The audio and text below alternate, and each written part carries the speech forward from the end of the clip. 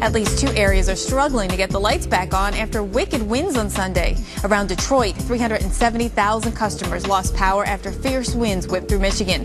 In Buffalo, New York, another 16,000 customers lost power. Now, the wind gusted in the 60-mile-an-hour range in Michigan and up to 75 miles an hour around Buffalo. Jeff shows us how the winds are looking today as power crews try to get that electricity restored. All right, Jen, I think overall our wind is much less of an issue today. I mean, how could it be much worse around Buffalo?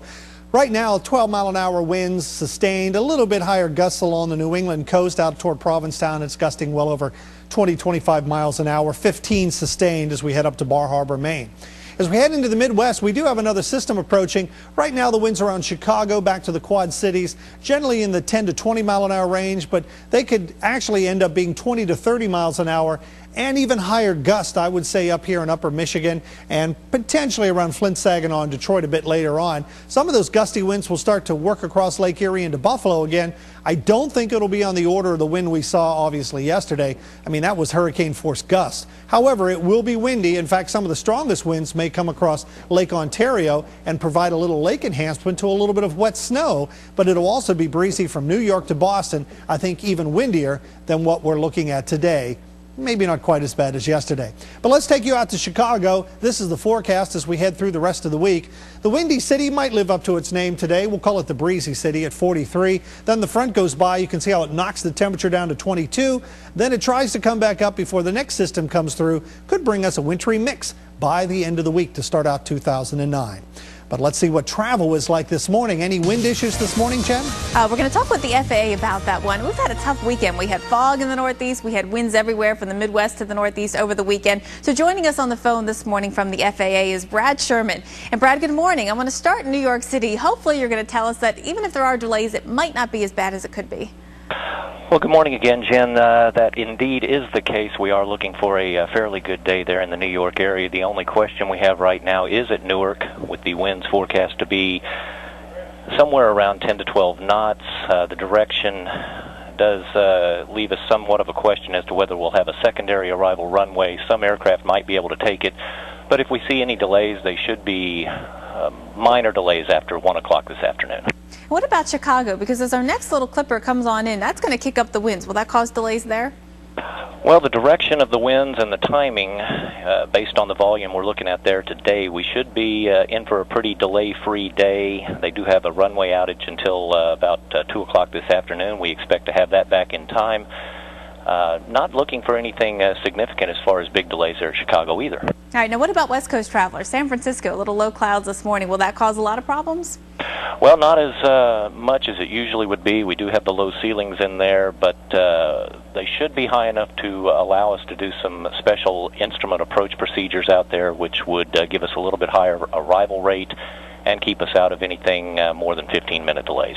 All right, Brad, thank you. I think overall that's a pretty good report. So we'll check back in with you again tomorrow for travelers. Anyone out there hitting the roads right now, let's show you what it looks like in Washington, D.C. All right, this morning temperatures are a bit cooler than we were yesterday, but we're still going to be running above average. In fact, we're starting in the 40s and the upper 30s, and we're going to head up into the low 50s today. So no 60s, D.C., and certainly no 70s, but we're still going to find temperatures in the 50s, which is not bad for late December.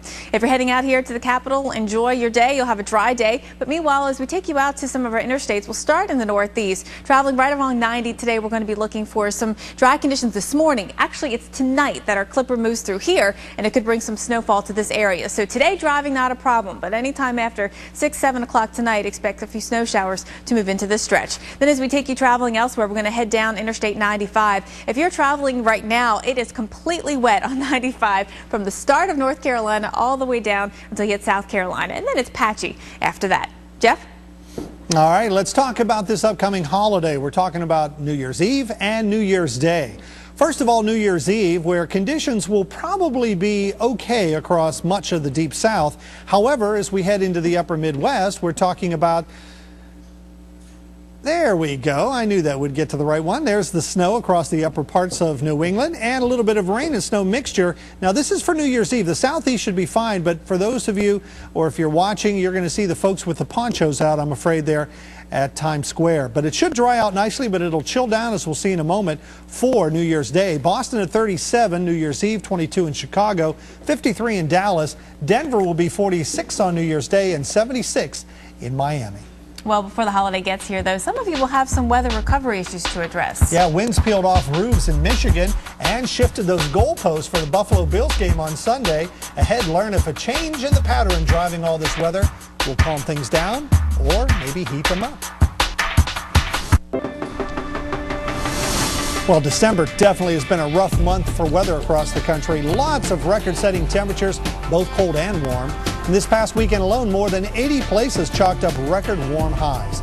And then there's the slippery mess some of you found just last week. Lots of ice, the kind that made driving down the street look and feel a lot like driving bumper cars. And lots of snow. Check out some of these December snowfalls. 65.8 inches in typically snowy Syracuse, but you know, you average 36.3. That's almost double what you would typically see. Chicago, that's amazing. Over 2 times as much snow as you would typically see in a month of December. And Flint, Michigan, wow, that's about triple what you would typically see. All right, Jen, we have maybe a bit of a pattern shift. Does that mean more nasty weather or less? It's going to mean more for some, but less for many more people, actually, as we see this change in the pattern. I do want to say, though, it's so amazing that with this change in the pattern we first seen at the end of last week, where we had a big ridge build over the eastern part of the country, the warm air come in, all of that snow is gone. 70 inches around Erie, gone. More than 20 inches around Chicago, gone. Our snow around Flint, Youngstown, all gone. We have no snow depth on the ground. Now that the pattern's going to change, we are going to see some new snow for some of these places yet again, but this time as our pattern turns into a more zonal flow, which means the jet stream is going to be pretty much east to west across the country, no big dips in the jet stream. It's going to allow our weather systems to move across very, very quickly. Some of them coming from the northwest and that have some Pacific moisture. Some of them, though, just coming out of Canada, they're not going to have a lot of moisture at all to work with. So if we ended up having this kind of pattern in the first part of December, we would not have the kind of snowfall that we ended up receiving. Because this week we will get some snow around Chicago, Detroit. We'll get some more snow up around Syracuse as well, but there's not going to be a lot of accumulation since these systems are just moving through so quickly. One system, one big one, is actually going to move all the way from the west to the east, and Jeff is going to track that.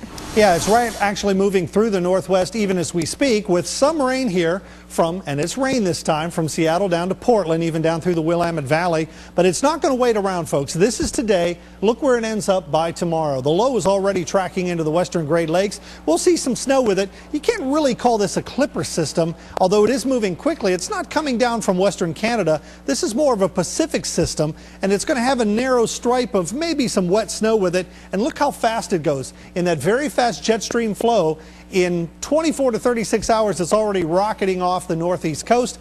Just enough time to bring a little bit of snow across northern New England and maybe a little bit of a rainy mix on New Year's Eve closer to the coast.